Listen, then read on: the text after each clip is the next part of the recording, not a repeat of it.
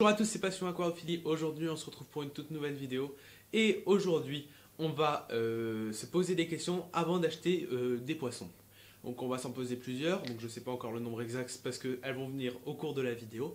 Mes premières questions, c'est il faut savoir si toutes les espèces s'entendent bien. C'est-à-dire vous n'allez pas prendre des chiclidés avec des espèces inoffensives telles que vous n'allez pas mettre un scalaire avec des guppies. Vous pouvez mettre avec le scalaire des poissons qui vont assez vite, type d'agneau, néon, mais vous n'allez pas mettre des guppies qui peuvent se faire vraiment attaquer mortellement.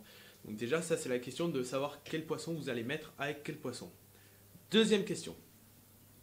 La prochaine question qu'on va faire, c'est qu'il va falloir que vous allez vous poser les températures de l'eau, le pH, le GH, si tout se correspond, nickel, comme un casse-tête, si tout s'emboîte bien. Vous n'allez pas mettre un poisson qui a besoin de 5 de pH avec un poisson qui a besoin de 7. C'est complètement... je pense que ça, même quelqu'un qui ne serait pas au courant, qui serait pas passionné par l'aquariophilie, serait au courant.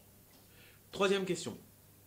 Il faut vraiment faire attention à votre aquarium, à la contenance. Déjà, vous n'allez pas prendre un poisson, même si on vous dit, vous regardez, donc il y a un site qui est pas mal, qui je vous mettrai en description, ça s'appelle Fishpedia, c'est un site où vous avez tout qui est référencié sur les poissons. Vous n'allez pas prendre un poisson qui a besoin de 200 litres, vous n'allez pas le mettre dans un 100 litres, vous n'allez même pas le mettre dans un 150 litres. Si on vous dit 200 litres, c'est pour une raison.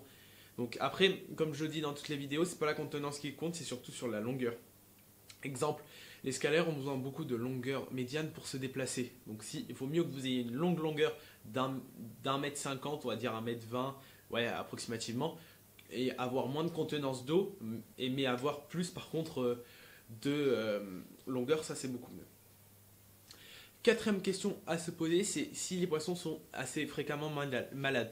Si vous avez des corydoras, des poissons de fond, type Pangion, Ancistrus, qui vont moins être malades que les autres, vous n'allez pas venir prendre des nez rouges, des néons, parce que c'est des poissons qui vont s'attraper très facilement des maladies, surtout les néons.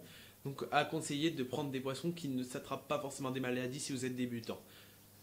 Et toute dernière question, parce que j'en vois pas forcément qui me viennent en tête, c'est la question de l'éclairage. Vous n'allez pas prendre un poisson qui a besoin d'un éclairage massif si vous n'en avez pas. Pareil, vous n'allez pas prendre un poisson qui a besoin, je veux dire, qui est au fond, qui a...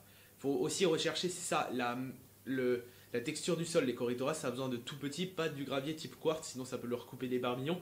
Donc vous faites bien attention à tout ce qui est texture du matériau, les plantes qui n'aiment pas. Faites tout ça, tout ce qu'il faut dans les caractéristiques, la lampe, l'éclairage et tout ça. Il faut vraiment se renseigner avant de se lancer dans les poissons. On pourrait penser, c'est sûr, le poisson rouge, c'est très simple, mais quand vous partez sur des discus, galères, Rami, Reddy, c'est pas forcément simple.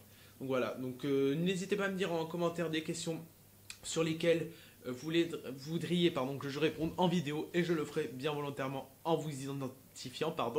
Et donc c'est la fin de cette vidéo, n'hésitez pas à vous abonner en activant la petite cloche, à liker et à partager, et à plus.